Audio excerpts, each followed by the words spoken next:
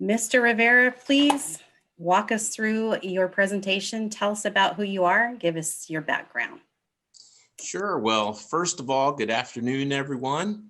I'd like to thank Ms. Carrie O'Neill for the opportunity to speak about IT in government and civil service. It's one of my passions that I've been doing for close to 37 years. So that being said, let me give you a little background of myself. I was born in East Orange, New Jersey. On my 18th birthday, I was standing on yellow footprints at the Marine Corps recruiting station in South Carolina, Parris Island. I graduated boot camp in '84.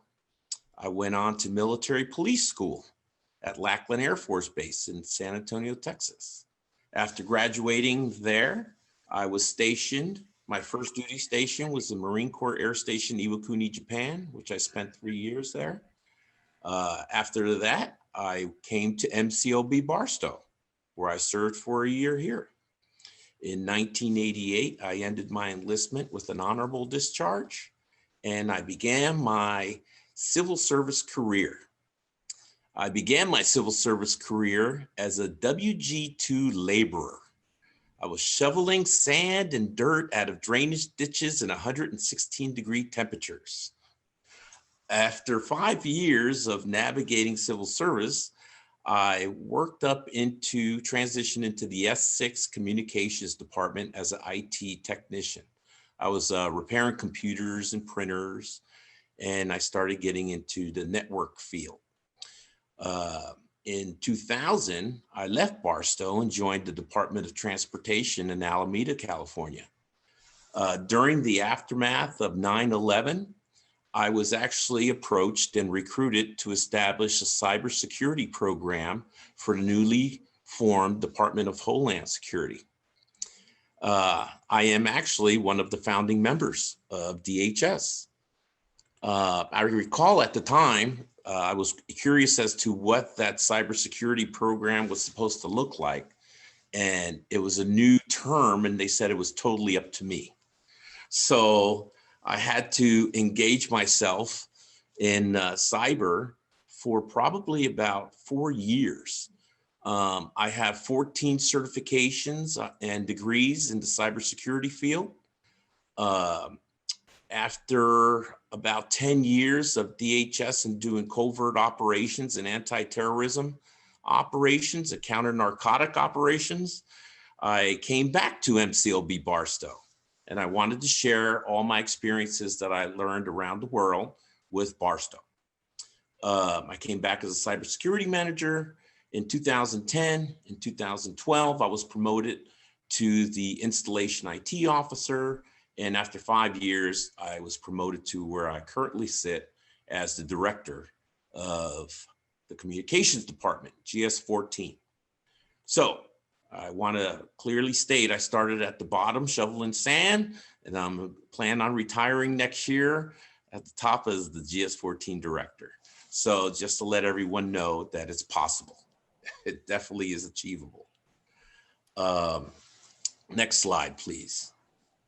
So the discussion is about IT, information technology, and civil service.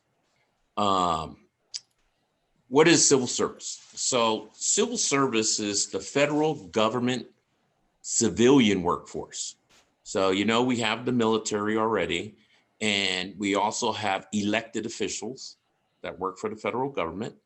Well, the civilian workforce that carries out the duties and responsibilities and tasking to ensure that the government works at a 100% capacity is the civil service workforce. There are 3 types of civil service, civil servants. One is a general schedule. The second is federal wage system. And lastly is a senior executive service. In English, GS is basically the white collar workers. They're the office, the IT. They deal a lot with documentation and paperwork. The federal wage system is the blue collar workers, the maintenance workers, the hydraulic mechanics, anyone that utilizes skill sets and tools to perform a job. And lastly, the senior executive service. That is, the executive service is like the top line of civil service. So they usually are the ones that work for the congressmen, the senators. They're usually computer scientists. Dr. Fauci, for instance, he's a senior executive service federal employee. Again, these are the most senior executive positions in civil service. And currently, we sit at about 2.8 million civil servants throughout the federal government. Next slide, please. The careers that's available in the federal government are two types. So you have civil service and contractors. I'd like to state that why would anyone want to even get a career in federal government? I want to tell you from personal experience and from my colleagues that I've been working with for many, many years, the number one benefit of having a civil service position is job security. You never really need to worry about the government going broke or going out of business. So you can definitely count on job security with having a federal employment position. The second thing would be health benefits. As you get your health plans, the government matches your dollars that you're paying into your health care dollar for dollar. I really didn't know in the beginning about the advantages of the health benefits until I spoke to non-federal employees that were paying for their health care out of pocket. And I distinctly remember two professors working at a university that were telling me they were paying $2,800 a month for their health care. I thought that was $2,800 a year. And they said, no, that's a month.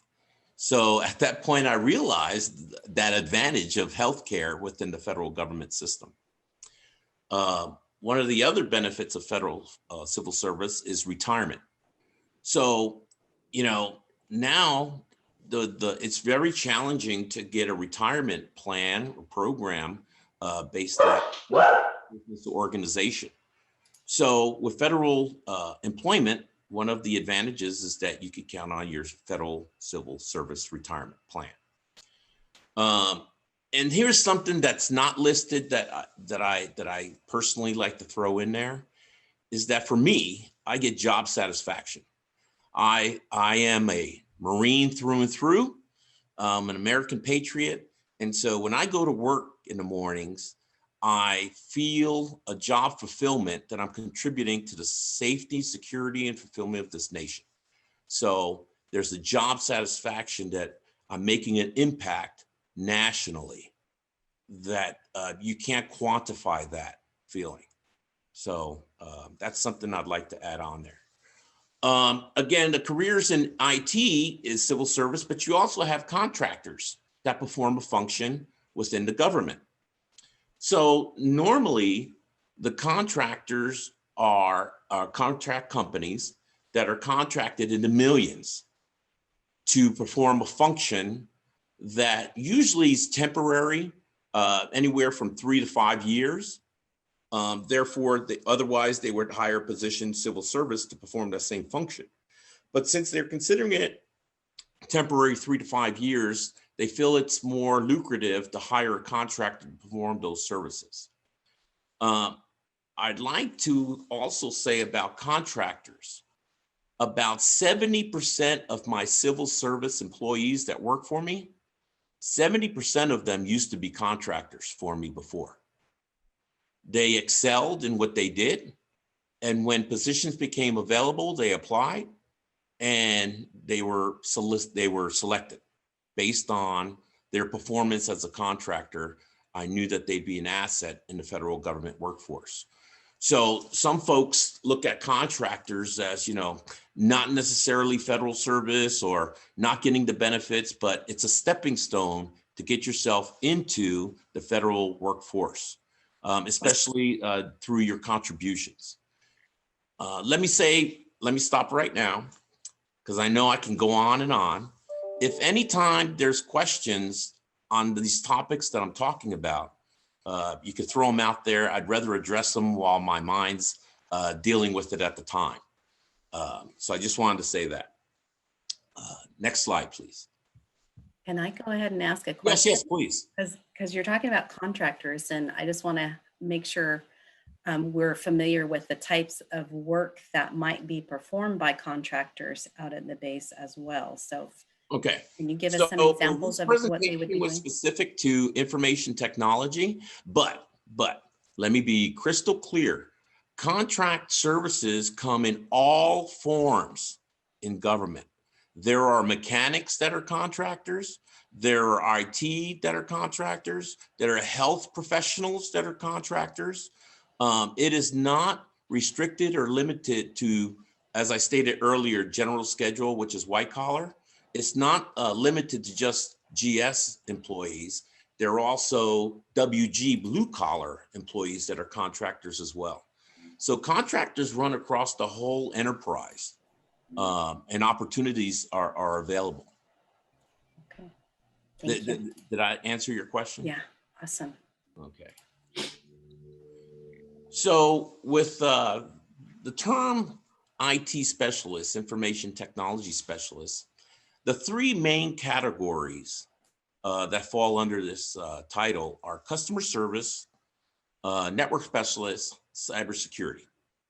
But I'm going to take a break for a second and add another classification in here, because in the last 5 years, this type of IT specialist has become more prevalent as IP and technology advances. And that fourth category is actually telecommunication specialists. So back in the day, telecommunication specialists were considered the phone guys. You know, they installed your PBX, your phone lines, and so forth. But more and more, as technology evolves, it crosses the spectrum of telecommunications as well. So they're the ones that install the fiber optics backbone. They're the ones that install the infrastructure that IT rides on. So as I mentioned, customer service, network specialists, and cyber, I did not want to neglect to mention the importance of telecom. Going back to the three categories, first, let's talk about the customer service and some of the fields that customer service contributes in the IT realm. One, the first and foremost is help desk. Anytime there's an issue with your computer, printer, scanner, you're going to contact your main help desk. Either they can resolve the issue over the phone, or they may be requesting access to your computer remotely. The other thing is training, IT training. So you have customers that come in, you know, their forte, let's say, is budget. They're not an IT guru. They're here to crunch numbers and make sure that payroll is met. So we try to provide a minimal IT training, how to navigate your computer, your applications, and software so that you're able to function maximally. Also, there's a term that came about probably about 7 to 8 years ago, and it's called asset management. So what that is that you have all these computers, you have these smartphones, you have these video cameras, webcams now. Well, somebody has to track these this inventory, right? Not only is it's not just an inventory specialist. Asset management plays a huge part in the IT enterprise realm. What asset management really does is that they manage life cycle management. So as you get a computer or a laptop to work at your job, well, that warranty is only good for about 4 years, right? Then the warranty expires, and then your computer crashes the next day. So what asset managers do is they track those warranties and ensure that we're providing either memory or hard drive to supplement a new laptop, or we're actually refreshing your devices with new equipment. And that's what the role of an asset manager does. The skill sets for these folks are people persons. They have to be able to communicate effectively. Patience is a big thing because not everyone is IT literate. So what's easy for you to say, click the start button, they could be looking at the on off button on a laptop and not the software itself, not the operating system. So you definitely have to have people skills and patience to work in this realm. Analytical. So you have to be able to diagnose off the symptoms that the customer is articulating to you. Now you have to remember, what the customer articulates to you may not necessarily be what the system issue is. So you have to have those analytical abilities to diagnose what the customer's trying to tell you. And again, like I said, effective communication, able to articulate. Sometimes you can talk on a high IT level, or sometimes you have to do Barney style and make sure that we can do blue equals blue, green equals green, 1, 2, 3. The next position under IT specialist would be network specialist. Network specialist, the categories or fields that they contribute to is administration, operations, and architect. So your network admins, they're the ones that give you your accounts, your passwords, your application access. Operations, they're the ones when things are not working right, like you don't have access to the internet. They're the ones that identify what the issues are going on. Is it an IP issue? Is it a switch, a router, so forth? Network architect, they're the ones that actually design your network infrastructure within the organization. They'll be able to determine, based on how many personnel, what your software uses are, and what your capabilities will be, is what your network infrastructure should look like and what the cost will be associated with that. The skill sets associated with network specialists, you'll notice in all three realms, I always mention analytical. We are detectives by nature. We have to detect what the issues are based on what the customer is talking to you about or your stakeholder. Mathematics plays a big part in networks. It's binary, ones and zeros. IP addresses, you need to know some formulas in order to process some of your network applications. And next and finally is your project management.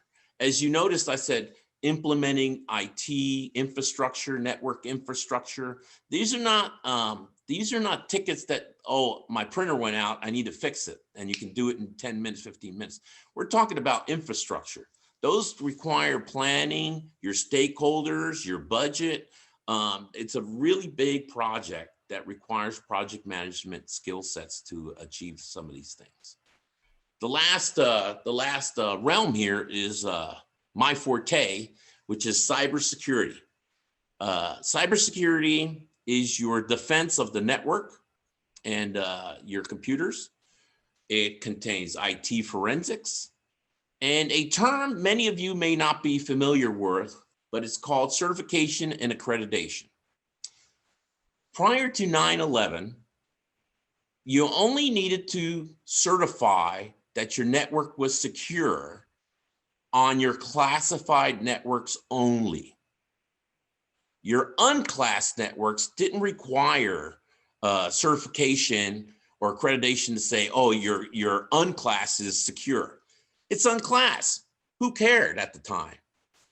Post 9/11, you realize that your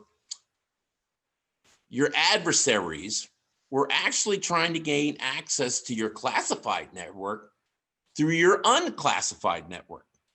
So post 9/11, a law came into play that was called FISMA, Federal Information Systems Management Act.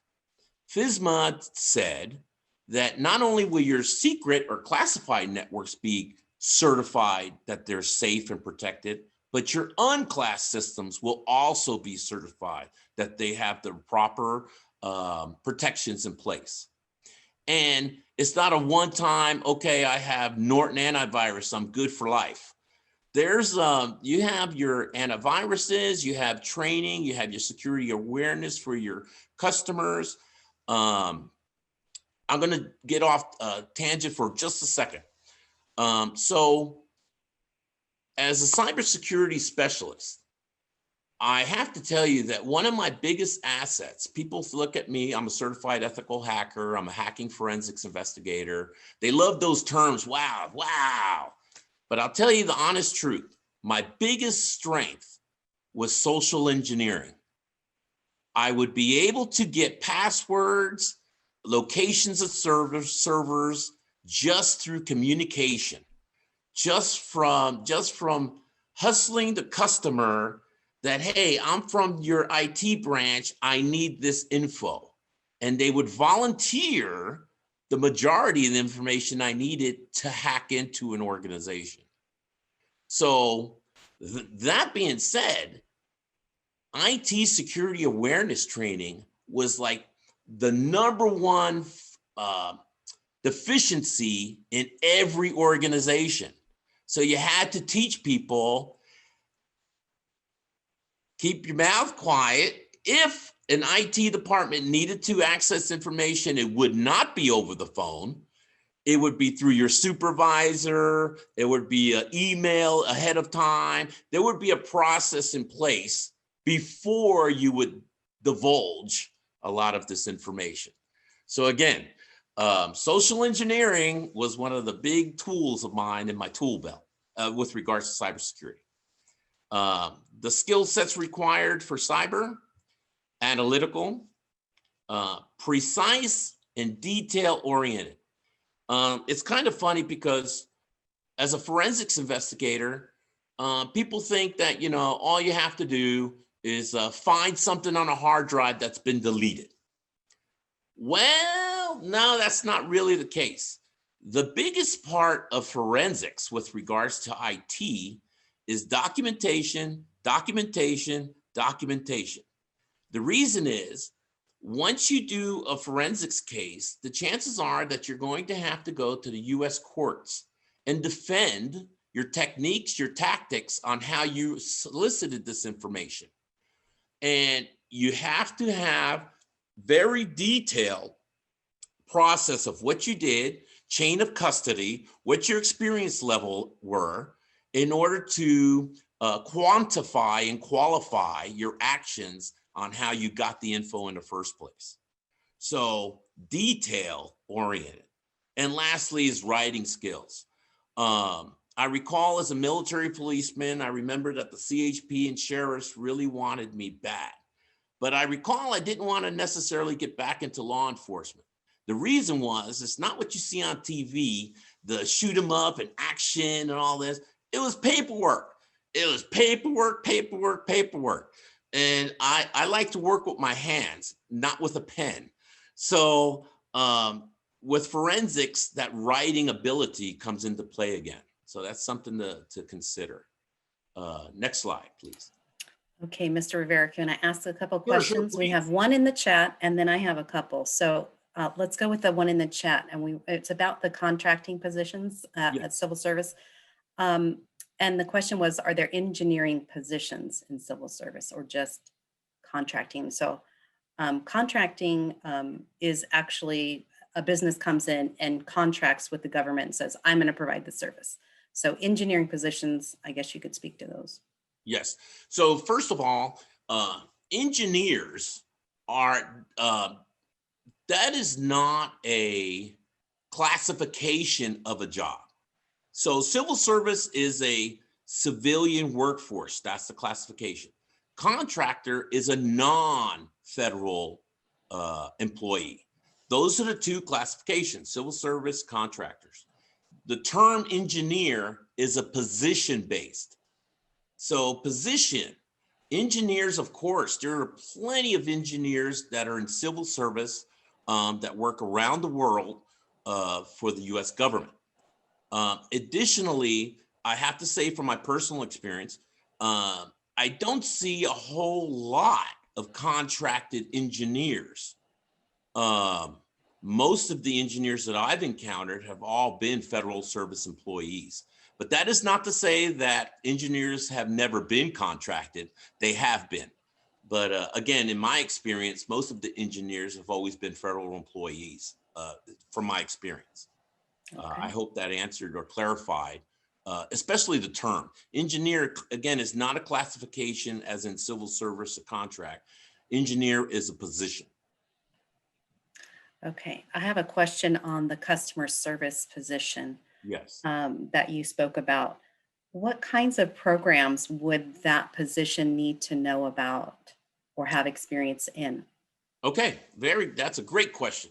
So, not just in federal government, but a lot of the IT organizations, or actually, I shouldn't say IT organization. A lot of the organizations and corporations that have IT departments, in order to manage IT trouble tickets, my computer went down. Well, you can't just call them and say that. They have to generate what's called a remedy ticket, a ticket. So the ticket captures who the customer is, what their contact information is, what the computer name is, the location, and what the issue specifically is.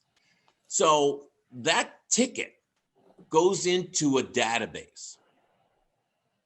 80% of the databases that the corporations and federal government for sure use is called Remedy. That is the name. It is based on Oracle SQL architecture. It's big words for just saying writing computer script. But the answer to the question is, from a program standpoint, the program is called Remedy. And that, again, is what the majority of federal government uses to manage their IT ticket systems, but also corporate have been leaning towards that software as well. Awesome. Okay. All right. Did you have, oh, that was it for the That question? was it. That was Okay. it. All right. Thank you for the questions. I love questions. Yeah. So we're going into, before I get into what the different types of positions and certifications that are out there, I actually I needed to set up this foundation. So in the IT industry, there is a terminology called CIA. CIA is not that three-letter covert spy network in the United States that I'm referring to. CIA in the IT realm stands for confidentiality, integrity, and availability. All IT, all computer systems, programs, email, internet are based on this triad. What is this triad? So anything in IT must provide all three of these in order to be allowed, certified, or accredited for use. So confidentiality, the first one. Confidentiality is about preventing the disclosure of data to unauthorized personnel or parties. Think of it as PII, your social security number. You don't need this to get pushed out to people that don't have a need to know, right? It also means to keep the identity of authorized parties involved. Keep the identities only between the two that are communicating or the parties that are communicating, okay? Confidentiality is compromised when poor encryption is used or no encryption at all. That's a way for hackers to actually compromise who your identity is. And then you've heard of that identity theft, right? And that's where they act like you in order to get more information about you. So that's what the confidentiality piece of the triad stands for. It's for preventing disclosure of data to unauthorized parties.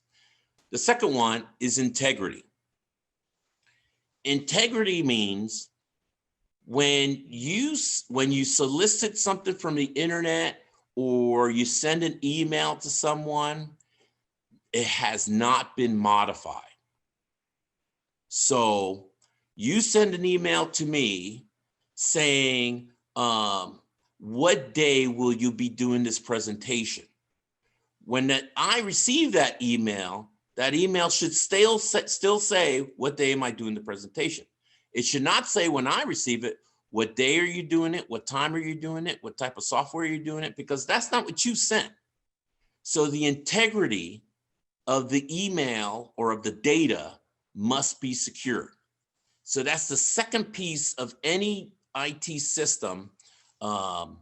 It's from protecting information being modified by unauthorized personnel, okay? And lastly is availability. Availability actually refers to network system specialists. When you need to access a file on a server, that file needs to be there when you need it, right? That's availability. When you need to get to payroll to put in your time card, that website or that application you're using to put your time card in needs to be available when you're trying to put your payroll information in. Otherwise, you're not getting paid. So availability is to ensure that the network and infrastructure's up when you need it. And it's basically uptime. The biggest threats to the availability piece of the triad is called DOS attacks. That's where you send, let's say a printer, for instance, you can have 15 people trying to print something to a printer, right? And a printer can print out those 15 documents. But you can't have 5,000 requests going to that printer.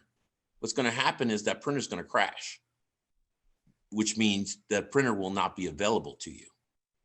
That's the piece of availability. The same thing which I spoke about earlier with asset management, with life cycle management for your computers. Make sure your hard drives and everything's under warranty. If your laptop crashes, all your files are there, you have no access to the network, you have no, so asset management plays a big part in availability as well. So I just wanted to say before we proceed further, in almost every certification in the IT realm will always go back to that CIA, confidentiality, integrity, and availability, okay? Any questions about that or those terms? Okay. Next slide, please. So I want to deep dive into the categories that I identified earlier. So customer service, as we know, customer service is the face of IT. They're the ones that actually interact with the customers and stakeholders. They're the front line, to put it in military terms. They're the ones that are the line of defense. They try to fix things before it escalates. Also, let me also state that from a network and cyber perspective, they are our frontline soldiers. What I mean by that is that as they receive help desk calls, and they're like, one customer says their printer's down. A couple minutes later, another customer says this. A couple minutes later, another customer says this. Now we have to see a trend or a pattern. That could mean that our network has been attacked. Because having one or two, that's acceptable. But when you're starting to get 5 or 6 customers calling in saying that they can't access the internet or they can't do this, that's a trend or a pattern. So that help desk isn't just helping the customers, they're actually ensuring that any type of trend or pattern gets relayed up to the networks or to the cybersecurity folks to ensure that our protection, our protective measures are still in place and have not been compromised. So that's something that people don't even look at for when it comes to the customer service perspective of it, but they monitor and report trends as well. Customer service actually is one of the most well-rounded, technically, IT positions you could probably get into. I said well-rounded. So network specialists, we're pigeonholed into networks, binary, and that's your mission. Cyber, we're into how did they get in, what are protective measures, and that's it. Customer service needs to know how to work the workstations, the laptops, the emails, the applications, the printers, the networks, that they have to have, they're the jack of all trades. So they don't have to be the master of all trades, but they definitely have to know a little bit of every piece of the realm, okay? This field of customer service is also the most flexible, especially in these times now that we're in the COVID-19 and a lot of the telework is going on today. So back in the day, you know, offices, when you had an office, a lot of people not office material. You know, I could do my job 100% accurate in sweatpants if you let me do it. There's no reason why I need to wear a shirt and tie or polo shirt. It's not my style. Well, in customer service, it allows you that flexibility because now the customer service representatives, they can actually, most of them nowadays work from home and they can remote into your systems and still provide the same functionality, the same service that they used to be able to do in an office setting. So, and you know, this is one of the most amazing stats that I've come across as the director. I've always been a proponent of telework. I think, I know from personal experience, a lot of people work really hard.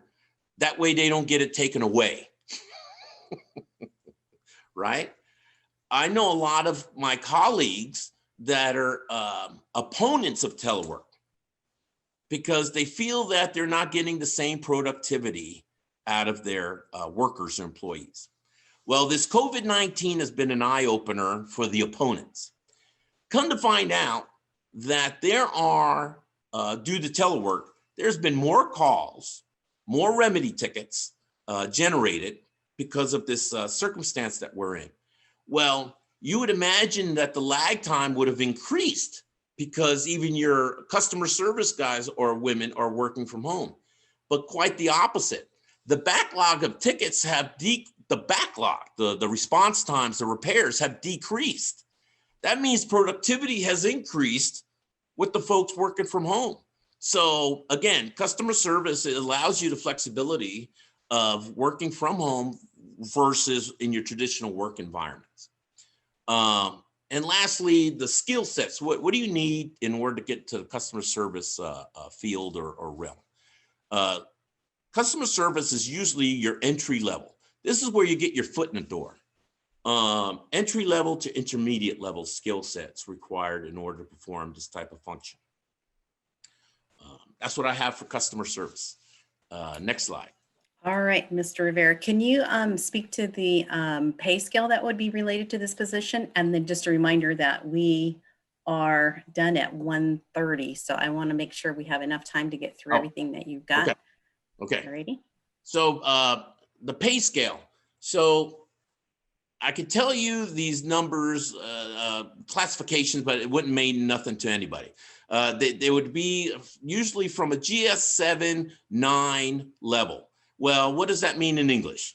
In English, this usually starts at about a $45,000 a year to probably about $68,000 a year is the price range for the salary cap for this type of performance level.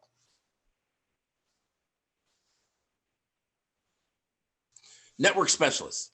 Network specialist, this is the backbone of IT. So there's nothing you do today, period, without being on the network. From emails to internet to there's nothing you do without being tied, connected, network specialist. So their main mission, the whole mission in life of a network specialist is to ensure constant connectivity. Bottom line. I remember working up in the Bay Area, my team was so good that we would play golf a lot because we never had downtime. Our equipment, we had our stuff so configured so well that I allowed them a lot of recreation because the productivity that they maintained. They made me look good. They're very specialized, again, specialized. So they're the ones that know about routers, switches, servers, modems. That's what they do for a living. Network specialist positions are always in demand, always. And the skill set required for this is more mid-level to senior level. Again, they've usually network specialists have come from the customer service realm and transitioned into the network realm. So they've already gone through their entry-level initiation, and they've been in quite some time and have already gotten the skill set and experience to perform what they need to do. Next slide. Also, can you talk about the pay scale for this position as well? So network specialists, again, because it's very specialized, so is the pay. So network specialist requires an abundance of certifications in order to make sure that you're getting quality technicians to be able to perform this function. So that being said, I would say that the entry level for network specialists would probably come in at about $58,000 to $62,000 a year. And depending upon their position in the industry, in the organization, because you can have network specialist seniors that are the architects, and they could be pulling down $145,000, $155,000 a year easily, based on what their role within the organization is. Wow, thank you. Yes. Now on to my cup of tea. Cybersecurity specialist. Cybersecurity is the defense of all IT. I call this the most valuable players, especially due to the increase of the reliance that everyone has today on your computers, your internet, wireless communications, your smartphones. Because of everything we do, Ring, security cameras, everything you do, it's very convenient for us, right? But it's also convenience for our adversaries to try to get in. Now there's more opportunities for these folks to try to get in and try to do damage to you or your lifestyle. So these are your defensive team. It's regulated. So colleges, hospitals, financial institutions, they all must meet law. There are regulations mandated on what you must have to protect the customer, the consumer, the student, your patient, their information and data. So it's when it first started, it was kind of willy-nilly and, yeah, we're protected. But until somebody broke in, then you realize that you weren't protected, and that was all over CNN. So it's very, it costs the companies a lot because not only do you have to reimburse people, get your background cleaned up, but your reputation, there's a value associated with your reputation as corporate, college, financial institution. Once you've been hacked, the confidence level, the public trust in your organization has diminished, which means so is your revenue. The people trying to get into your org or trying to purchase a product or service from you. Cybersecurity is certification based. You can't get in without already having a certification saying that you have achieved the minimum requirements to implement defensive postures within an organization.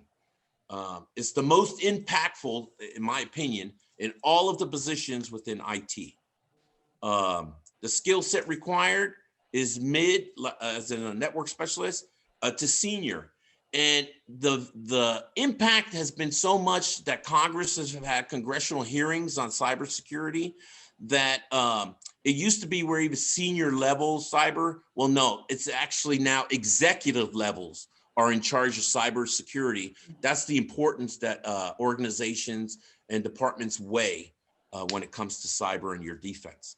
The systems that could possibly be at risk today are industrial controls, your electrical grids, your wind turbines, your gas lines, your water plants, your sewage plants. These are all industrial control systems that must have a defense in there that you have to make sure terrorists don't have accessibility to these things. Financial institutions, that goes without saying, right? Healthcare, COVID. So you're taking a test. Did you come up positive or negative? Do you need that to be protected or publicized? I mean, you need to make sure that the people that you're around are informed, but you don't need somebody in New Jersey to know that you tested positive. So, you know, healthcare is very important. Aviation systems, as we quite well learned from 9/11 and all that, corporations need it. And some of the things people don't think about today is like automobiles. As technology evolves, so does the impact that it makes in everyday life. So before, mechanics used to just change out a water pump, you know, and you'd be up and going. But now you need to change out the water pump and the sensor that goes with it and reprogram the module that's tied into your dashboard. So all of this requires defense associated with it. Pay scale. Cybersecurity probably comes in on an entry level of $72,000 a year. Because I've mentioned executive positions within cyber, you could be talking about $225,000 where it could tap out at the 250. That's how important cyber is in today's modern age. Next slide, please. Certifications. So just to get into IT, period.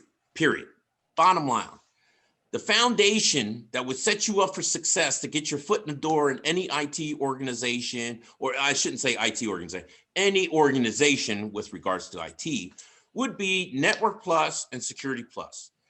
These certifications tell the employer or the hiring official that you have the fundamental skills to perform a function in the IT realm. Fundamental skills, not specialized, not advanced level, but the basics that your head wraps around network and security. Ms. Carey, you look like you have a question. Well, I'm just thinking about, you know, additional education, like is there a bachelor's, you know, attached to this, or is this just? That'll be the next slide. That'll be the next.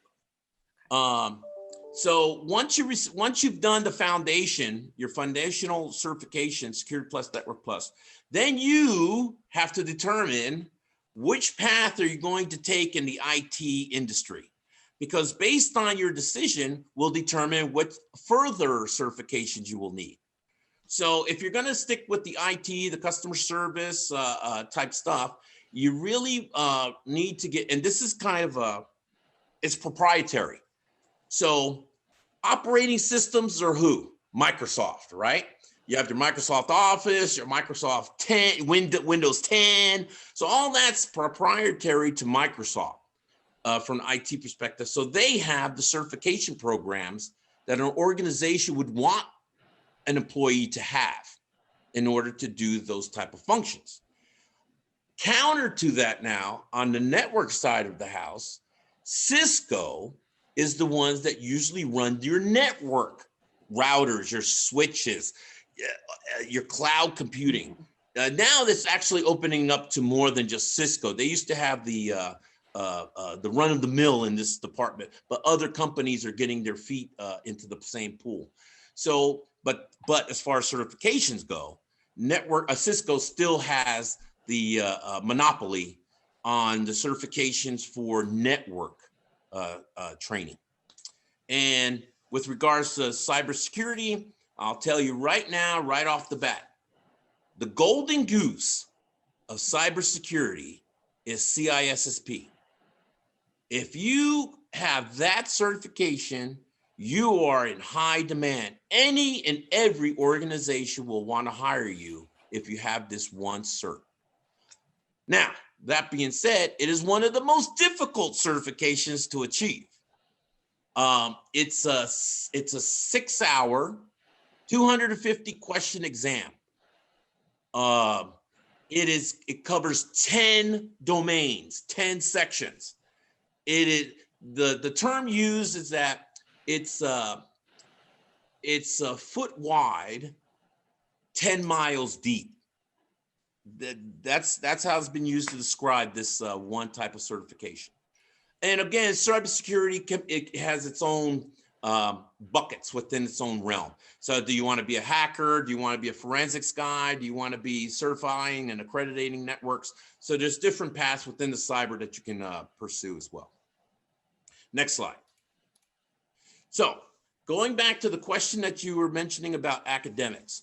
So fortunately, well, when I started in 2002 in cyber, colleges didn't have courses specific to cyber and IT. So we've come a long way. Today's environment, normally the academia realizes the importance of the workforce certifications, because you can have a degree and go out in the field, going for an application, apply for a position, but the companies are looking for these certs, right? So now academia is incorporating within the degree program, certain certifications are being offered within the degree. So when you graduate with an AA, let's say AAS, IT networking, you already probably have a Network Plus cert that you had to get in order to get the degree also. Or same thing with your bachelor's. You probably need, if you're getting a bachelor's in network technology, you probably need to have a CCN network administration certifications incorporated within the curriculum. So today is wonderful. It's not the way it was when I came up. So people have opportunities now, way better opportunities that used to be. So I always say take advantage of these things. I want to kind of taper off here with before I let everybody go, is that experience. Experience is the number one thing that everybody says, is that, well, I have a degree, I have a cert, but I don't have the experience and nobody's hiring me because I don't have the experience. I want to tell you that you do have experience, and you just need to document it in your resume, and it counts. So an opportunities present itself to get experience. I'm a big proponent of volunteering. I think everybody should volunteer in some regard, form, or fashion in their life. I think it would bring the community closer together if you go help your fellow man. So if you need to get this experience in the IT field, go to your churches, your synagogues, your mosques. Normally they have websites about these organizations, and guess who's managing them? Mrs. Smith, who's probably 68 and doesn't know too much about internet management or website design. But you've already done this at home. If you've done your social media, you know how to set up Instagram accounts and all this. So you could volunteer at these organizations and lend your skill sets to them for free. But guess what? You can put this down on your resume as experience earned. Same things with senior citizen centers, veteran facilities, the veteran hospitals, the VFWs, American Legion, and school departments, school IT. Academia is taking a big hit, as they do every year fiscally. There is never enough money for the colleges, the school districts, and so forth. So get in touch with your IT department. Tell them what you're trying to pursue. Tell them what your skill set looks like. They may allow you to shadow them. They may develop a program for internship. So my point is that instead of, I always like when people come to me with problems because I love to give solutions. So consider volunteering as a solution to your lack of experience dilemma. And personal experience counts. So I've set up a Wi-Fi at home. I've set up my encryption on my router. I've done that. All that counts. That's all legitimate experience that you'll be able to capture on a resume. Okay. And the more family members or friends that you help, the more impactful your resume may look. So just keep that in mind. Last slide. These are some of the resources available to you. So USA Jobs covers every federal job in the government will be displayed on USA Jobs. It's the only receptacle that you're able to go to apply for a position. They have tutorials on that website itself that'll walk you through it. The second one actually is a YouTube video that's a tutorial on how to navigate the USA Jobs website to apply for a government job. And lastly, I know personally here in Barstow that we have hired, well, during the summer, there's a program called Pathways. Well, they have a year long. But during the summertime, we need help in this and this. And so we'll reach out to the college and we'll say, hey, we need who's pursuing accounting? We have 2 summertime positions that we'd like to bring over to the base and be paid to do entry-level accounting. And after the summer's done, the program may be done. But when a position becomes available, if you were that impactful when you were there as an intern, guess who rises to the top, the cream of the crop when it comes to an application or applying for a position? So these are the 3 that I would recommend to anyone trying to pursue a career in federal government. That's it. Awesome. We have a question in the chat. I'm thinking the person's looking into going to the military because talking about or asking if the military MOSs contain the training that includes those certifications. That's a great one. That's a great question. So the answer is yes. So again, times have changed and everybody's adapting to it. So nowadays, when you apply in any branch of service, and you're pursuing, let's just say IT, within the training itself, they actually have certification instructors that are active duty. So they train you, they're active duty, they're training you who are active duty, and then they sometimes are proxied to administer the exams to you. So the answer is yes, in the military, you can achieve these certifications free. That's great. Because they're not cheap, by the way. Yeah. These certifications are not cheap. Of course, I consider them an investment. You pay $700 for these exams. You want to make sure you pass them, but that $700 investment will contribute to that $65,000 annual salary. So. Awesome. Any other questions? Go ahead and add them in the chat. I do have one about what's your typical day look like? Because you're the director. Well, that's a great question too, because I'm a wrench turner. I like to get my hands, keep them busy. But unfortunately, the higher you go in management, the less you get to do with your hands physically. So you manage the people that are doing the wrench turning. So my day-to-day is actually networking with the different departments, my counterparts, different agencies, to make sure that I'm ahead of the trends that are maybe impacting our network, our customers, our employees. So mine is constantly being engaged, dialogue, so that I'm ahead of the curve. I'll tell you recently, as in 2 months ago, there was a hack in a contracting company, and it was done by a Russian threat. I was all engaged in that. I had known about this threat for some time. So this is the information that you get and you're engaged with, and that you make sure that your defense mechanisms you think are good are still good to go, because technology's changing. Threat assets are being constantly evolved. So you can't just, hey, I'm on top of the world, I'm done. No, yet it's constantly evolving. So yes, I'm engaged on a daily basis. Awesome. Okay.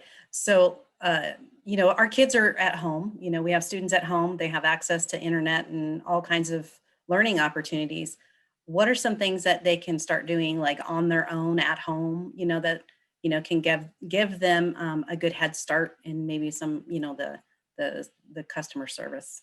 Right. So on the if you share this PowerPoint with them, or if they're able to look at it, take a look at some of the certifications that I listed on there.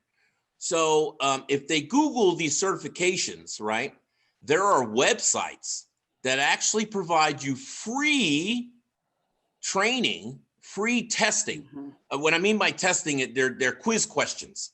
So they'll give you study material. There's some of it for free. Totally, it's called shareware. You get on there, you get the study stuff, you get to do practical exams. Now they're not the real exams, Right. but you can gauge where you are prior to taking your exam. Mhm. So yeah, so some of the websites available, some just follow up some of the certifications, and just Google shareware or free quizzes, and Okay. they'll help them out. And we do have some career technical education pathways at our school districts in the IT field. So I'm just Throwing with it out those. there. And we have an instructor or two here that could speak to their programs, but we do have networking pathways at Barstow High School, and I know in Hesperia, and some other districts. So that would be another good opportunity, is to enroll in those IT courses and pathways at your high schools. All right. Are there any other questions before we head out? All right. So if you guys want to hold on, I will add the link to the PowerPoint in the chat, and that way you can have that before we leave. And we appreciate all of your time, Mr. Rivera, and your expertise and passion in this on this topic. It's exciting, and there's some great wages that are attainable with these positions. So thank you for your information. And if anybody else has a question, please let us know now before we get off. And I'll stop sharing. And if anybody has a question, please go ahead and add it in the chat while I get the link to everyone.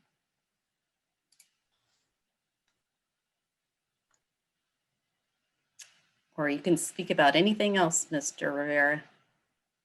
Well, I want to say thank you again for the opportunity. You mentioned the word passion. I think that comes across easily. Confucius says, if you enjoy what you do, you'll never work a day in your life. And I hope you could tell that I really, really enjoy what I do. I also wanted to say the opportunities that IT has presented to myself would also be available to others. So in other words, I've traveled the world. Federal service, civil service is not based in America only.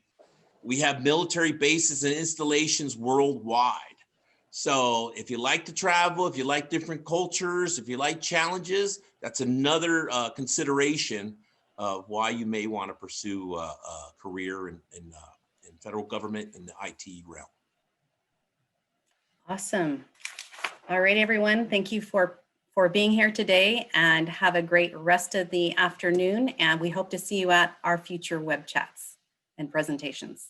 All right. Have a wonderful day. Thank you.